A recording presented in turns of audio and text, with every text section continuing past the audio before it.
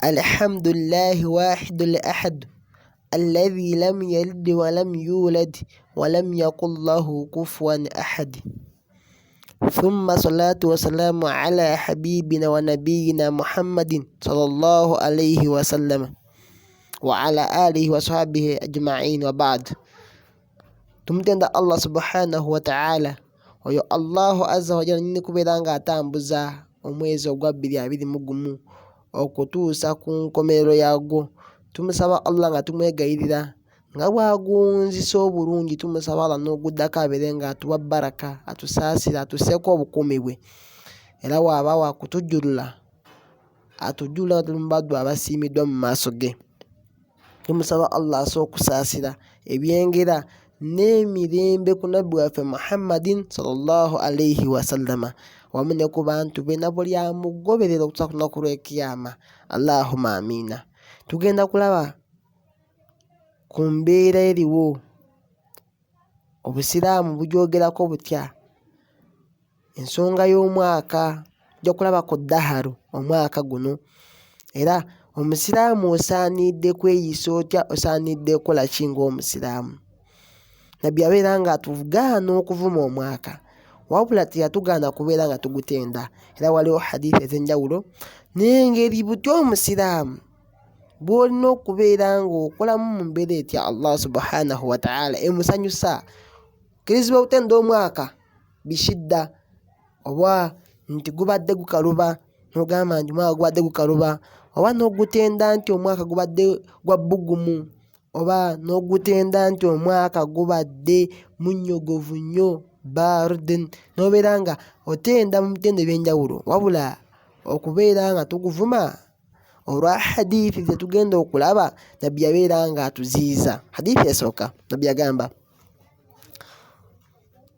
qala rasulullah sallallahu alayhi wasallam, hadithi eno li sahihi kitabo kya Bukhari esangibwamu hadithi al-Qudusi. Yagamba nti la tasubbu dahari fa inna allaha huwa dahar yuqallibu layla oba yuqallibu laylahu wa naharahu. Kigambo ekyo Nabbi yagamba nti la tasubbu dahar, la tasubbu dahari, temuvumanga omwaka, la tasubbu dahari, temuvumanga omwaka, fa inna allaha huwa dahari, kubanga mazima Allah subhanahu wa ta'ala ye mwaka. Nagamba nti yuqallibu laylahu wa naharahu, Allah subhanahu wa ta'ala yini kubeera nga akyusa ekiro ky'omwaka n'emisana gyawo, yakyusa ekiro ne kifuuka omusana, naku ne zitambula bwezityo nabeera nga Allah yazitambuza. Era wano kigambo kino yani huwa almutasawwifu fiihi, huwa almutasawwifu fiihi subhanahu wa ta'ala. Allah subhanahu wa ta'ala yabeera nga akyusa obudde n'embeera n'enaku, n'akyusa obubadde ekiro ne buwungeera, obubadde emisana ne bubeera nga buwungeera. Allah subhanahu wa ta'ala yini kubeera nga abukyusa. Era wano tugamba nti waddaharu huwa zamaanu, omwaka kye kiseera just bwe budde buno bwe tulaba buno kyegwe mulembe. Era mu filjahiriya kale filjahiriya yakuluna ma yuhlukna illa dahari. Allah yagamba mu Qur'ani mu aya ezo ng'agamba nti abasukulembera abajahiriya mu mbeera nga obusama bunakujja nga bo bagamba nti ma yuhlukna illa dahari, nti teri kitutta, teri kitusaanyaawo okujjako omwaka, nti omuntu akula bukuzi n'afa. Era nga amanyi nti omuntu alina kubeerawo okukula bukuzi, okukula n'okaddiwa n'ofa. Kati embeera yakyuka, Allah yakyusa embeera, n'omwana omuto nakula era afa. So Allah kyamunyiiza ekintu ekyo, kubanga al-mutasarrifu huwa Allahu wahdahu, yekka alina obuyinza obukyusa embeera, oba obuzibya obudde, oba obukyesa olunaku.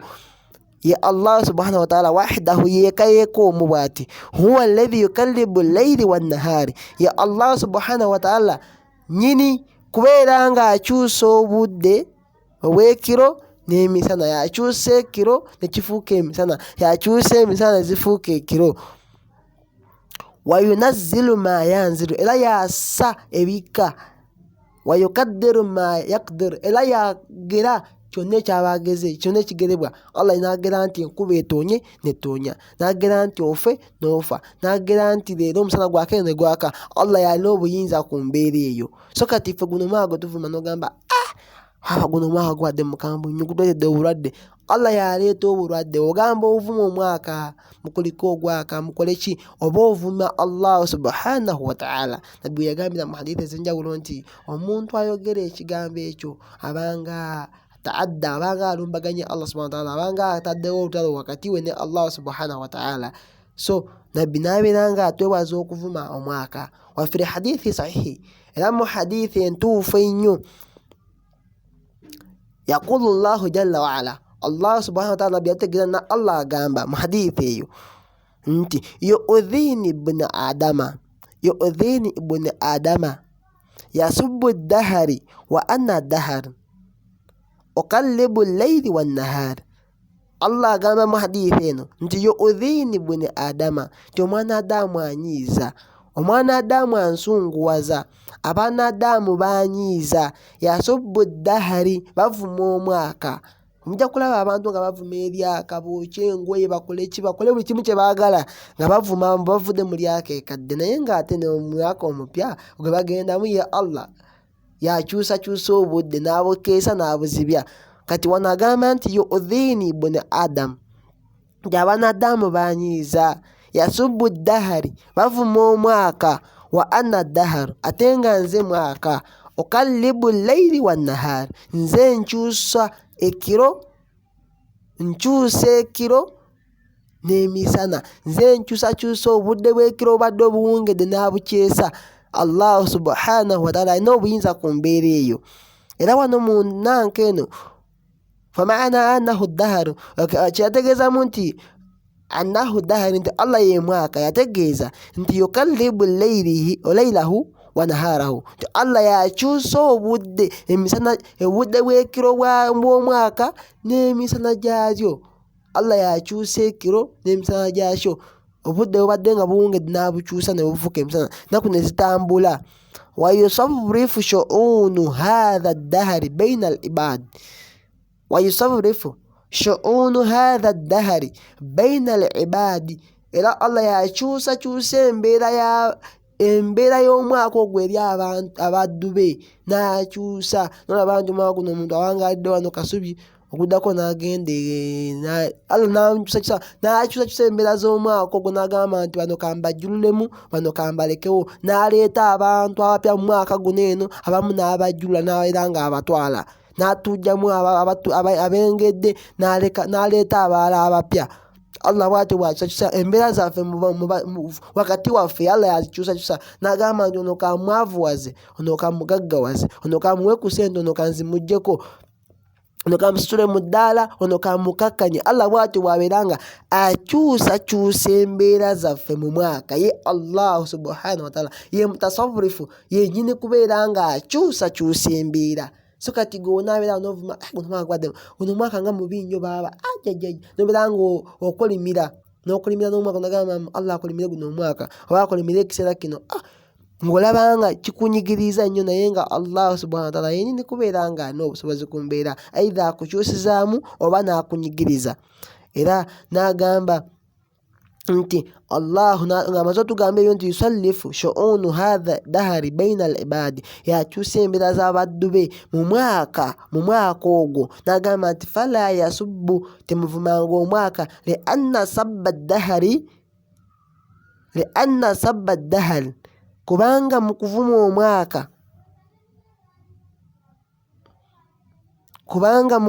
omwaka sabba lilladhi yusawrifu shu'unihi, obanga avuma oyo nyini kubeera nga akyusakyusa embeera zaagwo oba obudde bwagwo. Wovuma omwaka mukuliko eryaka, n'oliyita eryaka n'olivuma, n'okola ki, ne weetamwa, noweekolimira eryaka obanga okolimira oyo Allah subhanahu wa ta'ala yini kubeera nga yakyusa obudde mu mbeera n'akuleetera obulwadde n'omalako omwaka mulamba nga oli mulwadde n'akunyigiriza mu mbeera n'akumalako omwaka nga oli mwavu n'akumazaako omwaka nga oli munafu bw'atyo Allah bw'abeera nga abikola kati gwe bw'ogezaako okuvuma eryaka oba omwaka oba ovuma oyo nyini kubeera nga akyusa embeera mu mwaka. So nabbi n'atugamba nti fala yajuuzu tekigwanidde ne bakyegattako amanyi bonabona nti fala yajuuzu lil muslim ayasabba dahari tekigwanidde eri musiraamu yenna eri gwa mpuliriza nange mbyogera okubeera nga tuvuma omwaka walakin yujahidu nafsi fi taati llahi wa rasulah wabula kyolina okubeera nga okola olina okubeera nga olwanyisa nnyo omutima gwo yujahidu nafsa okubeera nga weerwanyisa omutima gwo fi taati llahi wa rasulah okubeera nga ogezaako okussa mu nkola okubeera nga ogondera mu nkola okubeera nga ossa mu nkola ebiragiro bya Allah obeere nga ogondera ebiragiro bya Allah subhanahu wa ta'ala wa rasulahu n'omubaka we nabbi bye yabeera nga akugamba kola bw'oti nobeera nga ogezaako olwanyisa omwoyo gwo guno omwaka ogambe nti bambi era guweddeko nga yasalu n'ekyagaanyi olwanyisa omutima gw'obeere nga atlist oguddako teguggwako nga yasalu n'ekyagaanyi obadde mu juzu limu juzu yokayooka omwaka mulamba wallahi notaswala na kuswala nodda wali kuvuma lyaka tuliwonye beera nga olwanyisa omwaka oguddako ati sobere nga olwanyisa osomeeyo amajuzu nga 3 oyongere ku juzu ly'obadde nali erimu si kuvuma. Nabbi yagamba nti kyolina okubeera nga okola yujahidu nafsahu fi taati llahi wa rasulahu olina okubeera nga olwanyisa mutima gwo mu kugondera Allah subhanahu wa ta'ala mu kuusa mu nkola biragiro bye n'ebyomubaka sallallahu alaihi wasallama wayatruku ma naha Allahu anhu wa rasulahu n'okubeera kwoleka ebyo Allah yabeera nga akuziyiza obeere nga obyerekereza wataraka ma naha Allahu anhu wa rasulahu okubeera nga weerekereza ebyo Allah bye yabeera nga akuziyiza n'omubaka we nabbi yakuziyiza ebintu bingi agamba naha anil qazai maziyiza okusala ebimemeya enviiri nga tezenkanankana gwe byolemedde ku oli musiraamu olina amadureedi bwe gali bwe gati eno enviiri kimemeya enviiri walisalanga bweyagala okyalemereddwa okuusa mu nkola ebiragiro bya Allah subhanahu wa ta'ala n'omubaka we naye nga gw'oliawo oli kuvuma lyaka nabbi yagamba nti omusiraamu tolina okola tokkirizibwa kubeera nga ovuma omwaka wabula olina kubeera nga ogezaako okulwanyisa mutima gugguse mu nkola ebiragiro bya Allah subhanahu wa ta'ala n'okubeera nga ogezaako ogondera ebiragiro bya nabbi waffe Muhammadin sallallahu alaihi wasallam yabeera nga atugamba la tasirabanna ahadukum qa'ima talyanga omu mumwe nga ayimiridde tutambula tulya tukyajemedde okuusa mu nkola hadithi z'omubaka zabeera nga atulagira ebiragiro bye naye tuli awo tuli mu kuvuma mwaka n'atugamba nti fama asabahu min al adha huwa bi asbabu amalihi sayyi'a nti fama asabahu min al adha kyonna ekiba kikutuuseeko mu bikunyiiza oba mu bibi n'obeera ng'ofunyeyo omusiiba gwonna kiba kikutuuseeko nga kikunakuwaza huwa bi asbabu amalihi sayyi'a kiva ku mirimu gye emibi gy'okoze eba nsonga kiva ku mirimu gyo gy'okoze emibi nti bw'okola obubi Allah n'akubonerezaamu n'akunyigirizaamu oba n'akuwa bulwadde ng'akusangulako amadhambi oba n'akuwa mu mbeera n'akwavuwaza oluusi obadde nga oyitiridde mu kubeera ng'olyaza amaanya banno oba n'olina ebintu byobadde okola nga binyiiza Allah subhanahu wa ta'ala nabeera ng'akuleeteramuko embeera ng'ekunakuwaza nabbi yagamba nti kyonna ekikunakuwaza mu mwaka nga kikutuuseeko embeera kembi kati nga Allah waleese obulwadde obutunyigiriza okusoma bakuyimiriza emizigiti bagiigalawooko biki nabeera nga Allah atuleetedde embeera etunyigiriza bwetyo kiva mu mirimu gyaffe gye tukola emibi tuyitiriza obulyaza amaanya twagala kwenenya tuli mu kutta bantu tuli mu kukola ki tuli mu kukumpanya obusiraamu tetukyabuusa mu nkola amateeka ge tetwagala kuwaayo zaka Allah n'abeera nga aleeta embeera bwetyo so nabbi yagamba nti kyonna ekiba kikutuuseeko nga kivudde nga kikyamu nga kikunyigiriza batugamba nti kiva huwa bi asbab amalihi sayyi'a, kiva ku mbeera zo mu mirimu egyokoze emibi. Allah n'akunyigiza mu mbeera mu mwaka n'agamba nti la bi asbabu dahari, tekibangako nti mwaka we guleese obuzibu nti guno omwaka guvuddeko embeera eyo nalaba kati tetukyasoma. Si mwaka, Allah ye mwaka yakyusakyusa embeera, wabula ffe bye tukola ebikyamu Allah n'atugezesa n'atuwa ebigezo etatugenda kubeera nga tusobola, n'atunakuwazaamuko Allah subhanahu wa ta'ala. So obusiraamu bugaana okuvuma omwaka, lakini wasafahu, ate okugutenda bishidda, oba nti omwaka gubadde gukaluba, gubadde mukalubu guno omwaka, la taduru, la yaduru, tekikosa ekyo. Omusiraamu osobola okutenda omwaka n'ogamba oti notenda katugeze yakulu hadha zamanu shadidu, guno omwaka gukalubye, guno omwaka baba gugumye gukaluba, au hadha zamanu harun, guno omwaka baba gwosha, omwaka gwokyeza ng'olaba ensawo temuli yadde kantu, ensawo bazikaziza temuli yadde kantu, nolaba nti guno omwaka gweyise mu nsawo yange, nga gwokyeza mu nsawo guleseemu nga munamuna mukazi temuli yadde n'akantu. Kati ekyo osobola otenda nakyo omwaka n'ogamba nti omwaka gubadde gukaluba, oba gubadde gwokya, oba gubadde mukakamu, nga gwa bunnyogovu nnyo, osobola okutenda bwotyo omwaka, kikkirizibwa ekyo. Naye ekigaanibwa kwe kubeera ng'omwaka oguvuma, naye ogutenda n'ekintu eno nti oba gubadde gwosha, oba gubadde gubuguma, oba gubadde gwa bunnyogovu, tekina buzibu. Lakini sabba, naye okuvuma omwaka kaunuhu yal'anahu, kubanga agukolimidde, nga omuntu wanaagamba la'ana Allahu hadhihi sa'a, Allah akolimire ekiseera ekyo baaba, Allah akolimire omwaka ogwo n'ogukolimira, oba Allah akolimire olunaku olwo, oba n'ogamba oti Allah akolimire omulembe ogwo, oba n'ogamba oti la baraka Allahu fi hadhihi sana oba sa'a, Allah taguwaana taguteekamu mukisa mu mwaka ogwo baaba, era kyo ekyokukolimira. Oba n'ogamba oti katala Allahu hadhihi sa'a, Allah akolimire akaseera ako, baaba nga kaali kakambwe, Allah akakolimire. Nedda, okolimira akaseera oba omwaka oba okolimira Allah subhanahu wa ta'ala, kubanga yennyini kaseera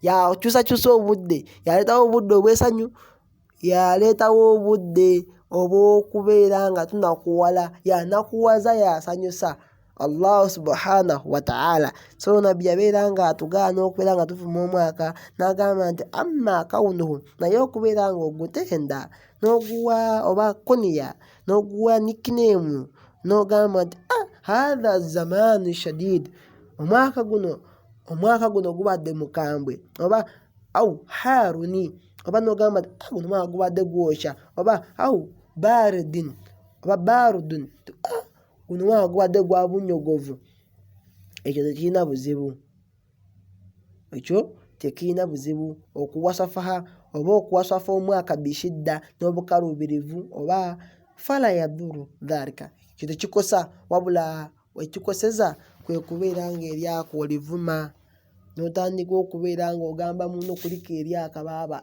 tuliwonye, owonye eki? Omanyi otya gy'olaga nga y'ogenda okubeera ng'ofiira? Kati kino nkibagamba abaddu ba Allah bangi baayokya engoye ne basanyukira guno omwaka ogwa 2021 nga tuli mu 2020 wali, ne bookya buli kimu, ne bakuba fireworks nga bebasooka nga January teyabaleka awo, bangi nnyo, nga nabo bafa ku lumu lwennyini olwo, January nga teyabaleka awo, abamu nga bagenze mu guno omwaka gwona nga bagendeddemu, naye gwe ng'okyaliwo. Kati naawe oyinza okukola kyekimu n'olowooza nti 2022 gwe gw'emirembe gy'oli, wallahi n'osiraaniramu n'otalutonda. So nsaba Allah tabaraka wa ta'ala awulire ebiri mu byama n'ebiri mu lwatu. Oyo Allah tabaraka wa ta'ala alina amaanyi agakyusa obudde obw'ekiro ne bufuuka obw'emisana. Oyo Allah alina kubeera ng'atambuza obudde bw'ekiro ne bufuuka emisana. Oyo Allah alina obusobozi okusesa abadde akaaba. Oyo Allah alina omaanyi awabadde amasanyu n'ateekawo amaziga. Naye mulaba abantu abavudde ku mbaga nga yakawasa, yesunga ssanyu, n'okubeera mu kidaali wali ng'amwenya, n'afuna accident naona kutuuka n'awaka yadde okwata ku muntu we. So nsaba Allah tabaraka wa ta'ala abeere nga atusaasira, atusseeko obukuumi bwe, atusseeko okusaasira kwe, atuwonye obusungu bwe, atuwonye na buli nsonga yonna eyinza otuviiramu okugwa mu busungu bwe. Saba Allah subhanahu wa ta'ala abeere nga atussa mu baddu be abamusinza mu butuufu bw'okumusinza. Saba Allah tabaraka wa ta'ala ffenna bambi atuwe jjana, tusisinkanye mu jjana, kubanga ekintu kye tusaasinza okubeera nga abasinga obungi kye tulwanirira mu nsi muno eno. Tusaba Allah bambi abeere nga atusiimaakiza emirimu gyaffe gyonna era atuteeke mu baddu abagenda okuyingira Jannatul Firdausi. Assalamu alaikum wa rahmatullahi wa barakatuhu.